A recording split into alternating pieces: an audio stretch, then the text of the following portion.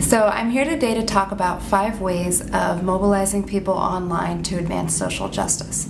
The first is online petitions. And to talk about online petitions, I'm going to use the example of change.org. The second is microblogging, so short lines of text, sometimes with links. And for that, I'm going to use Twitter as an example. And then the third tool is images and photos. And for that, I'm going to give you a couple of different examples of places where photos and images can be used online effectively. And then the fourth tool I'm going to talk about is video, and I'm specifically going to use YouTube as the example for that. And then the fifth is multimedia, so the incorporation of text, video, images, and other kinds of communication. And the example I'm going to give for that is Facebook. So let's talk about email and petitions for social change. I think change.org is a great example of this kind of communication.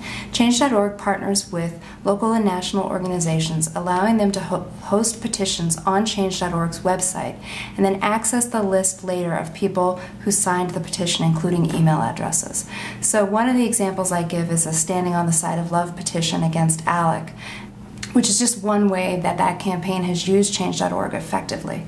So some of the advantages of using a site like change.org for your online petition, or having an online petition at all. So one of them is that online petitions can be easily spread through email. So there's still something that's available to people who may not have a Facebook account or a Twitter account. There's no need to log in to use change.org, as far as I know. It's something that anybody can take action on. And it's easy to spread through email, which is still probably the most common way that people are spreading advocacy actions online. So I really like that about it. I also like the ability to access the email list afterwards, so that you're not just inviting people to take a one-time action, you're actually inviting them to build a relationship with your campaign. And then one other thing that I want to point out is that there's been, especially I think in the last year, a number of organizations and campaigns and individuals have found success using sites like change.org, where a petition can not only help you build a relationship with activists, but also with the media. So the petitions that have gotten the largest number of signatures have been a jumping off point for press coverage as well.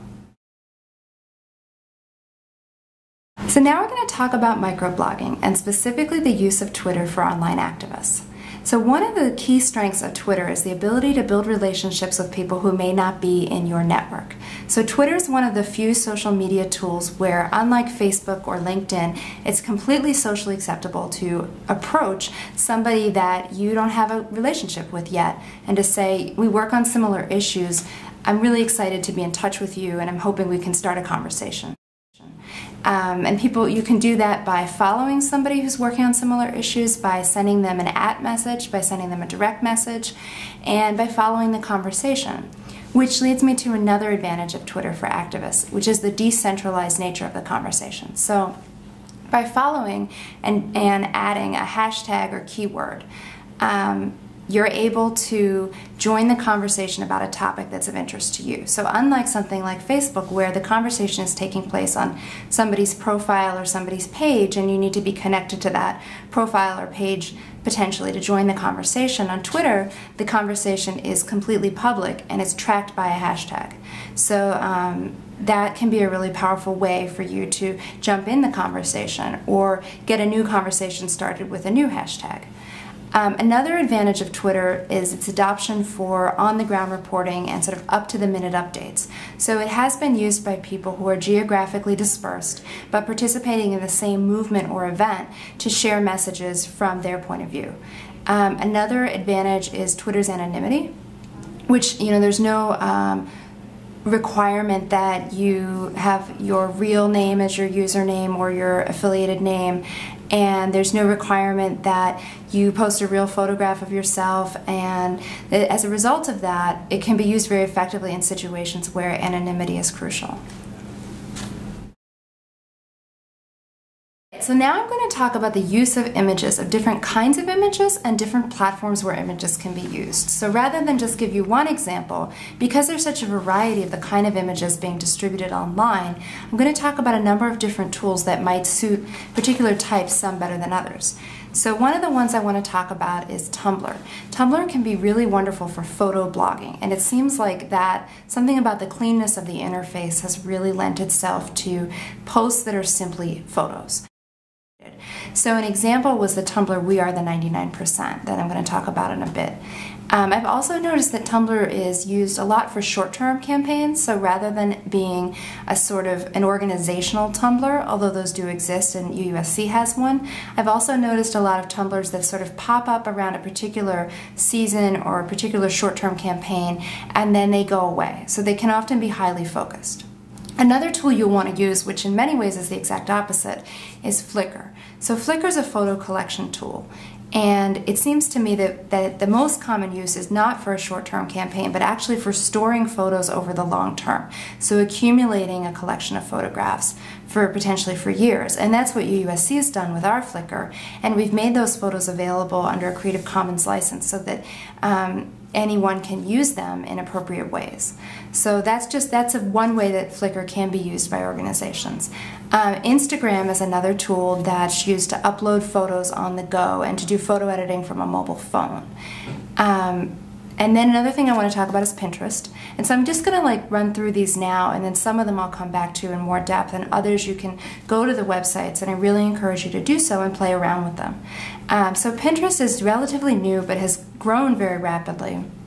It's explained as a virtual bulletin board, meaning that users are making collections of images. Many of the images come from the internet, so it's not really relying on necessarily on photo uploading, although that's an option, but more likely pulling images from different sites online. So it has had a decidedly consumerist bent in terms of people collecting, objects I want to own in my home. But that can be very effective if you're doing consumer advocacy or socially responsible product marketing. I think Pinterest has a lot of potential there, and probably has potential in other ways we haven't even seen yet. And then a couple other places, more obvious, where you would use photographs would be Facebook and websites. So I mentioned the Tumblr We Are the 99%, and that was a Tumblr that grew up, I think it started around the time of the Occupy movement, and it's still going, and it invites user submissions of photographs with the individual faces of the person submitting the photograph, along with a handheld sign explaining their economic situation. So I think this is a really great example of some of the things that photographs can be most effective at with online mobilization. So one is sort of a visceral impact, that it makes a difference to actually see the person who's telling you they can't afford to buy medicine to treat a chronic or even a life-threatening illness. It's something about seeing that person makes it real. And that leads to a couple other strengths of photographs. They're often used for documentation. So if there's a story that has sort of a proof element to it, it's evidence collecting. Photographs can be very powerful for that. Photographs where you can show progress visually over time. So for instance, we have had volunteers with the UUSC Haiti program building an eco-village in Haiti, and we're able to show, here's what the village looked like when there were no homes, here's what it looks like now that the first home is standing. So that's just another example. And also, I think, especially with Tumblr, stories where the volume of photographs makes a difference. So one person talking about how they've been impacted by the current depression is very different than seeing hundreds of photographs of people who've been impacted. Another use of images that seems to me has become particularly popular in the last couple of years is infographics. So an infographic is a visual representation of data, usually. And I think that infographics can be incredibly powerful. They can also be overused. And so I'm going to talk a little bit about the cases where an infographic is the most compelling. Infographics are great when you have numerically driven stories. So stories that are driven or are most provocative by the data that illustrates them. And where you have ample data and where you know that data is reliable. Data that shows large disparities or contrasts is particularly useful because what you're trying to show visually is the difference usually between one thing and another. So just showing a statistic visually isn't as compelling as showing a visual comparison between two statistics, for instance. Stories where statistics are surprising, I think, lend themselves to infographics. So just telling people something that they maybe already know and might find depressing or overwhelming is probably even visually going to be a very difficult sell versus telling a story that is going to surprise people. And so infographics can show surprising contrasts. Stories that raise public awareness before action. So if you have a story that really relies on people understanding an issue that they don't currently understand, I think that's another place where using infographics or using like videos that draw on an infographic style can be particularly effective. But just to be careful that not every story and not even every statistic or set of data lends itself to a visual representation in the form of an infographic. One other use of photographs that I want to talk about is the use of repurposed images. So taking an image that may already be familiar to people but casting it in a new context with a caption or an edit. So one example is in the campaign to raise the tipped minimum wage from $2.13.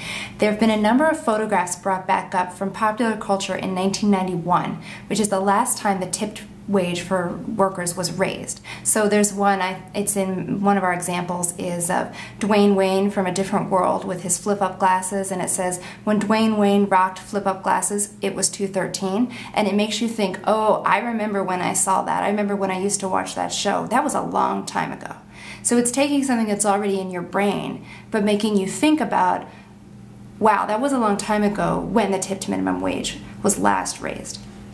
So those are some of the things that repurposed images can be useful for. In addition, you can use them directly as media criticism. So taking a magazine ad or a screenshot out of context and saying, you know, let's really look at this in more depth than we normally do and start to point out some of the ways in which that image might be a flawed representation.